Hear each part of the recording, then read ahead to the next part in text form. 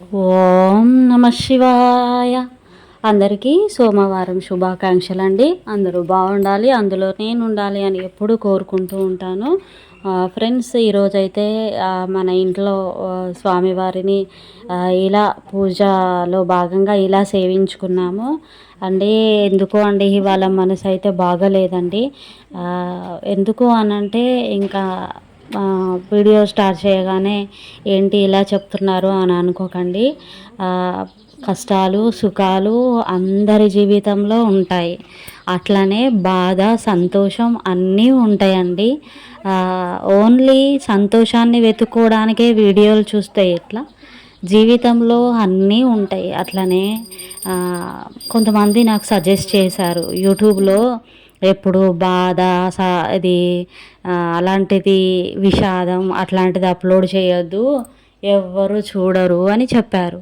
కానీ అట్లా ఉండదు కదండి. జీవితం అంటే అన్నీ ఉంటాయి కదా. ఏం లేదు ఫ్రెండ్స్, దేవుడి వీడియో చూస్తూ పూజ చేస్తూ ఏంటి ఈ మాటలు అని అనుకోవద్దు.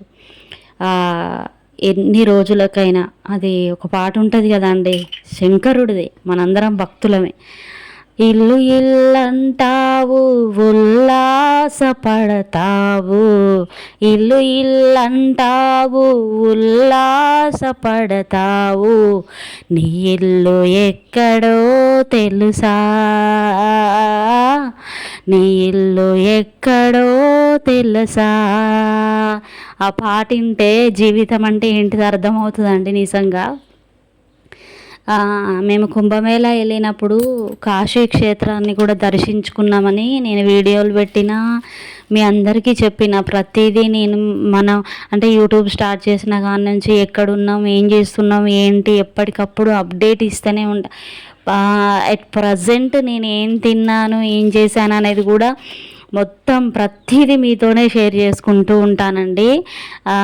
అది ఆ పాట ఎందుకు పాడానంటే, కాశీ క్షేత్రం వెళ్ళినప్పుడు అసలు ఒక్కొక్క డెడ్ బాడీ అక్కడ మణికర్ణిక ఘాట్లో కాలుస్తుంటే, దహనం చేస్తుంటే, ఇదా జీవితం, ఈ జీవితం కోసం ఆ కుళ్ళు కుతంత్రాలు స్వార్థము, ఏదో ఇంకొంచెం తెల్లగా ఉండాలి, ఎండకి వెళ్ళకూడదు అని శరీరం చూసుకొని మురిసిపోవడం, నువ్వు నాకేం చేసావు, నేను నీకెన్నో చేశాను అని ఇట్లా మాట్లాడడం, ఇట్లా అన్నీ నాకే కావాలనుకోవడము, అమ్మో రేపటి నా పరిస్థితి ఎట్లా నేను ఇది తీసుకోకపోతే అనే ఆలోచనలు ఇవన్నీ ఉండవండి. కాశీ క్షేత్రానికి వెళ్ళి మణికర్ణిక ఘాట్ చూసినట్లయితే. నేను ఇవన్నీ ఎందుకు మాట్లాడుతున్నానంటే, ఈరోజు మా ఇంటి దగ్గర అండి చాలా మంచి అమ్మాయి అండి. ఆ అమ్మాయి పేరు శరణ్య.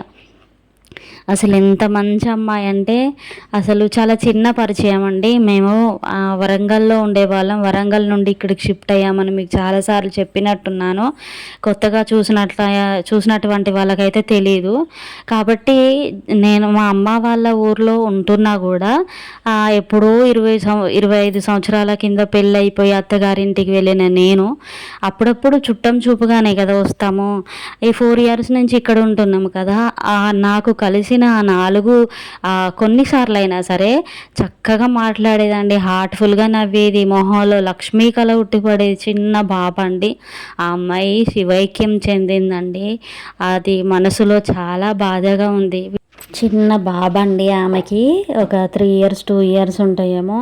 వాడు ఇప్పటి నుంచే అమ్మ లేకుండా బ్రతుకుతాడు అని తెలిస్తే బాధగా ఉందండి నిజంగా.